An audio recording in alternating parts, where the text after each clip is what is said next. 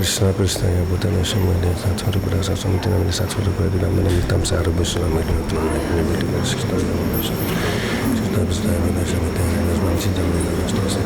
Shamita Shamita Bhaktivedanta Swami Tinamani Master Saraswati Devaravan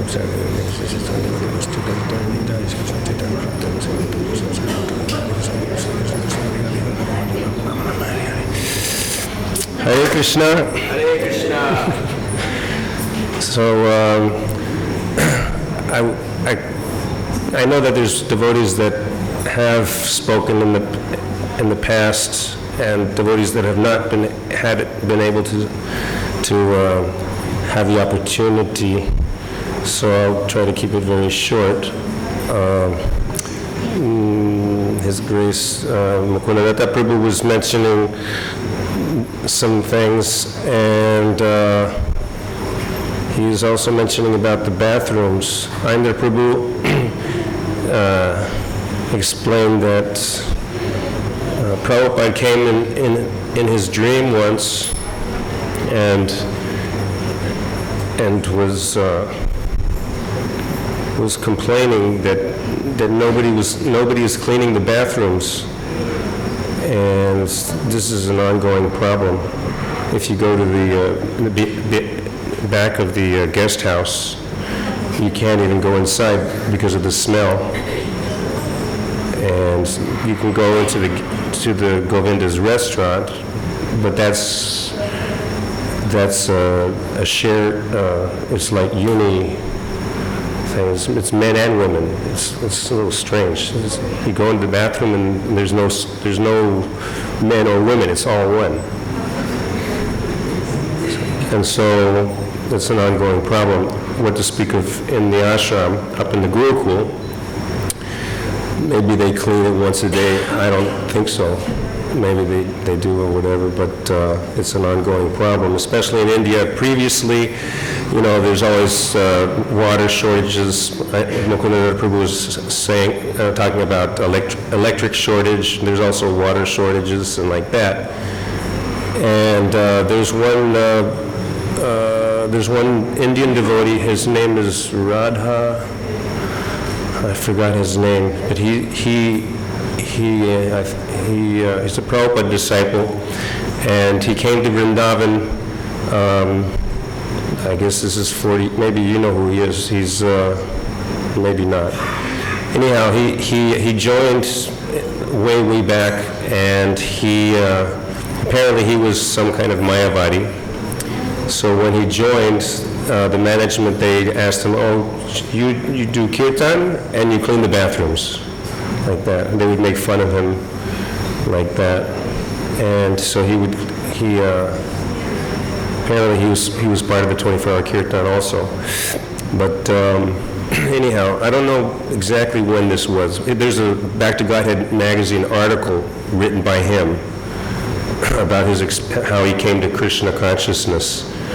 And he's explaining this. He doesn't speak very much English, so he must have had a translator to write the article for Back to Godhead. So he explained that when he joined, there's also when I joined the Kirtan party in 1995 full time, there wasn't so much facility or advanced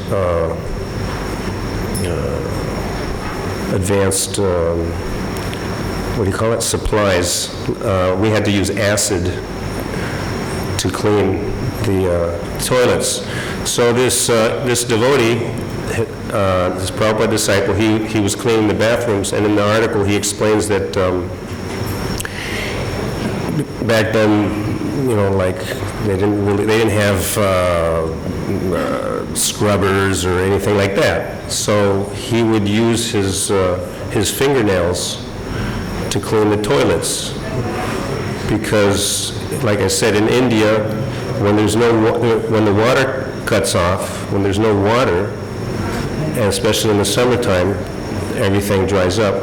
So what happens, if you have to go to the toilet? And you have to go to the toilet whether there's water or there's no water. So then what happens is everything gets hard and like that, and, caked on the ceramic like that. So he explains in his article that he would use his fingernails to clean the toilets like that. So I told this to Ayendra Prabhu. I told this to Ayendra Prabhu, and Ayendra Prabhu said to me, "Well, at least I would have used a knife." You didn't get it?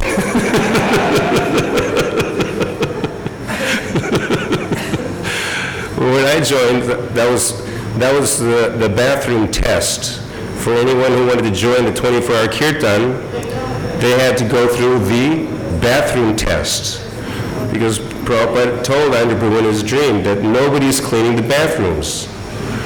So one of the policies that Ayendra Prabhu still enforces is the bathroom test, especially for devotees that are not really coming to serve with a sincere motive.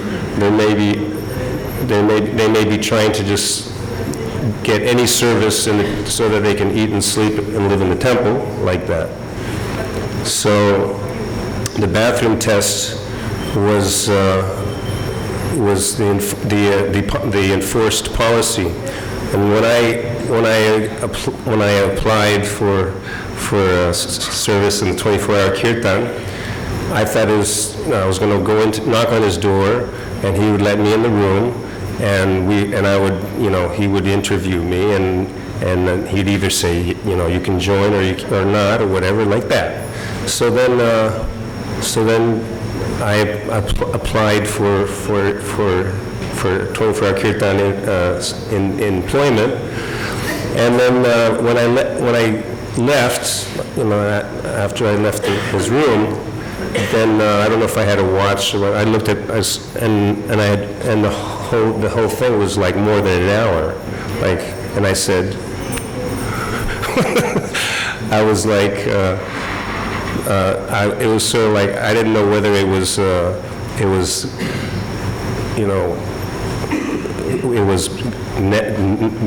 bad or good or whatever like that. Anyhow, so getting back to the bathrooms, so we had to use acid. Ayendra Prabhu told me to, before I joined, getting back on track, he told me I had to clean the bathrooms, so he explained to me I had to go down to the ground floor of the Gurukul building, in one of the closets in some corner somewhere, and it was like, probably took me 10 minutes to find the place. So then I find there was some canisters, some old beat up dirty plastic canisters, heavy canisters with acid inside. And the acid was like, it wasn't like, detergent or, soap. It was acid. It was like, it's on your skin.